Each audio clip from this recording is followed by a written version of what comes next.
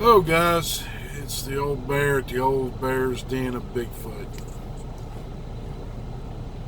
Yeah, I know. Uh, you can't see me real good, but it's long before daylight here in near Billings, Montana, and I hope you guys don't mind the lighting situation. So, anyway, I got a story for you guys from this area. It happened here in Montana. It happened here about, see, this is 2019. This happened 2011, so about 8 years ago. In the truck stop last night talking to a guy, and having dinner. We was chit-chatting a little bit, and we got done with dinner. We both walked out at the same time, and I was talking to him, and I asked him, I said, "You ever heard anything or seen anything strange?" I said, "I know you said you live in this area close to here, and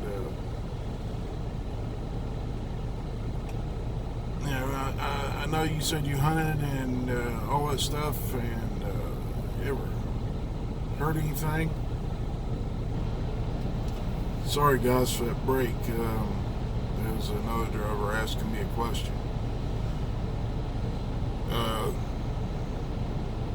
anyway, guys, I was talking to that driver, and told him I had a YouTube channel, and told him that I do stories on cryptids. And he looked at me real strange and said, "What's a cryptid?" I said, "Well, it's, Bigfoot, Dogman, Mothman. Those are cryptids." He said, "Well, in that case, I got a story for you." He said, "This happened to me back in 2011. And I was out hunting with my stepdad. We always used to hunt together when he was alive, and before he got sick. This was a couple years before he got sick. And as they were hunting that day, his stepdad didn't feel real good. He felt good that morning when he got out there and started hunting. He just got tired and got, kind of wore down, I guess, through the day, and been hunting for a while. And his stepdad, about 2 to 3 o'clock in the afternoon, said he was going back to the truck. Anyway, he told his stepdad he was going to go up that drainage. It was just across the creek, and he watched his stepdad walk back over until he saw him, couldn't see him anymore, and he went across the creek and started up in that drainage and got up in there to the trees and started seeing elk sign and their hoof prints and wallows for the bulls to get down the end and wallow around the end after they urinate in it. And if you're a hunter, you know what I'm talking about. Seeing the trees being rubbed by the elk, and he's following the sign all the way up in this drainage. He gets up in there probably 300 yards or so, and then he finds these trees that are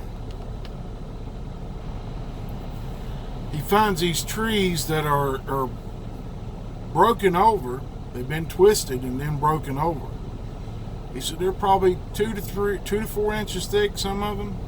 He found 3 or 4 of them in a line going across through the drainage area. He was following the tracks and following this one set of bull tracks that was going up in there because it's a big bull and big heavy tracks. He was pretty much just looking for a place to bring his stepdad the next day and hopefully get him a big bull. Anyway, he followed these tracks up in there and seen those trees. Probably seen, he said, about 5 of them, maybe 6 trees. And he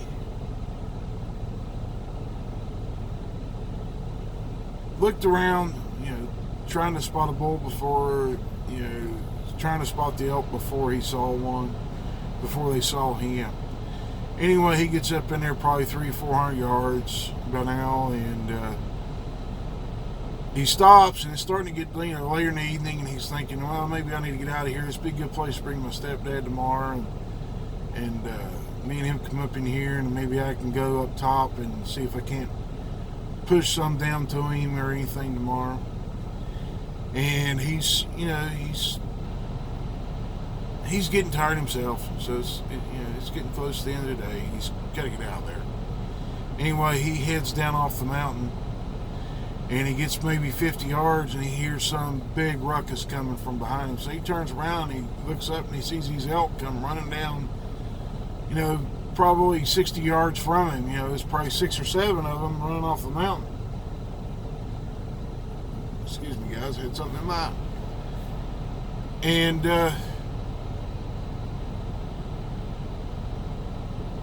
as they're running off, they get past him. He's thinking about taking a shot. One of them had horns, antlers. Sorry, not horns.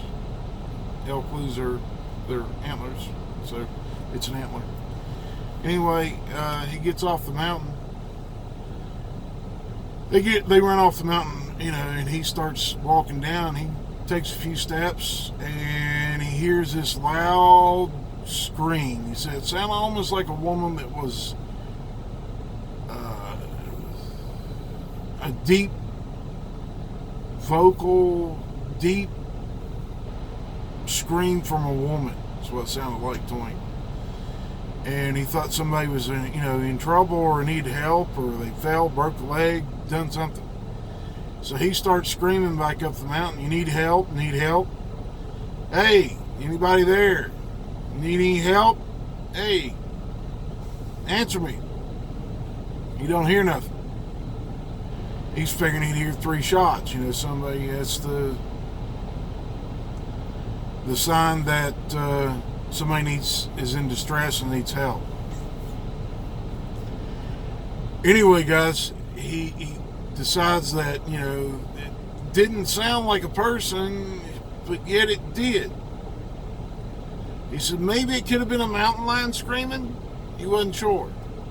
There wasn't nobody answered him. It didn't sound that far away, maybe 300 yards or so. And he said he screamed pretty loud, and he had a loud voice. I was talking to him. Anyway, he decides to get off the mountain.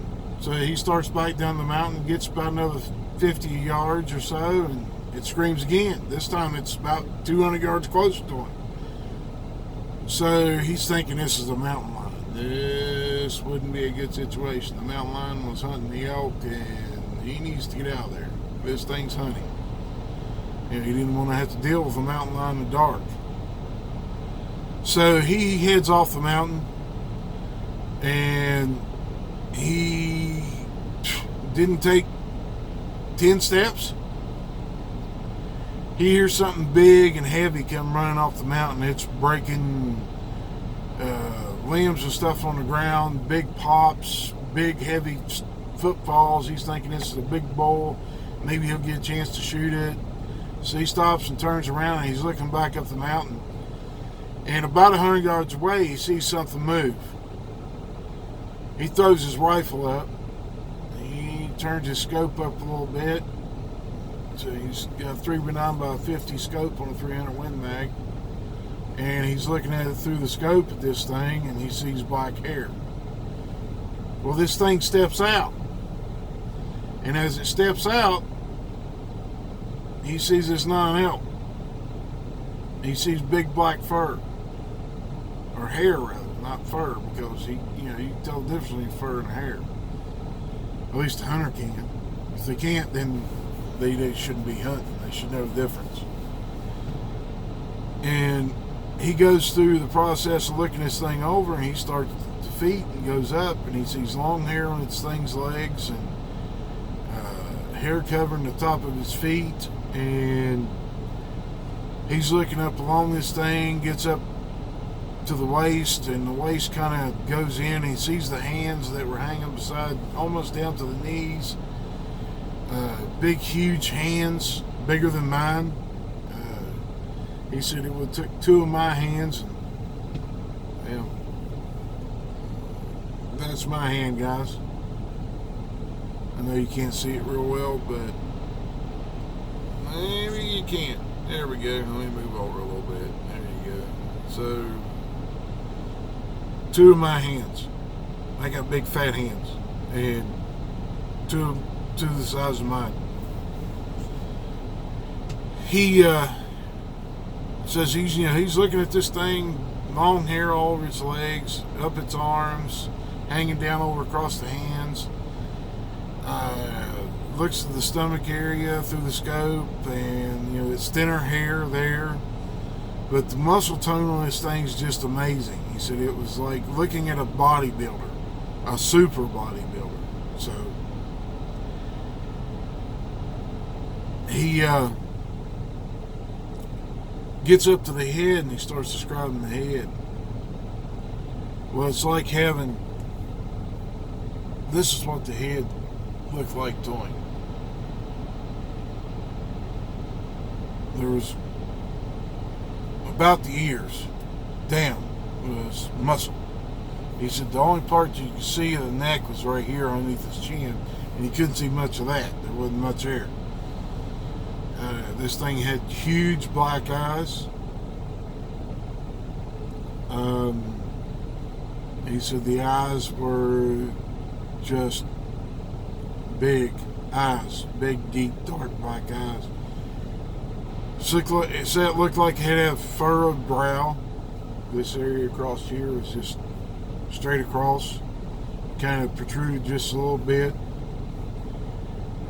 Nose looked like a nose that was pushed down about like this, but the nostrils were flared out to about here.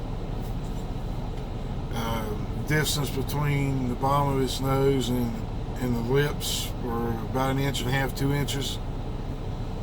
And so this thing's head was just big. It was well within proportion to the body. Said it was a male. He saw the male parts as he was coming up the legs, looking at the hands and stuff, and got up further up before the stomach and he saw the male part. And no, we didn't discuss that. It's just something you don't talk about. Anyway, this thing looked like it was ticked off at him because he was there. And he got this feeling, when it screamed the second time, he needed to get out of there. So he pulls his rifle down because you don't know what this thing is, doesn't know, if it's some feral human or whatever, and he doesn't know.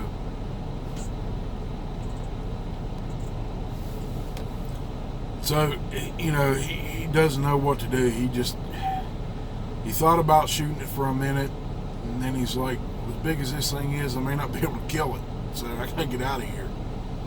Anyway, he leaves, he puts his rifle back on safe, slings his rifle across his shoulder and turns and starts walking out, and he's, walking out, and it's still daylight.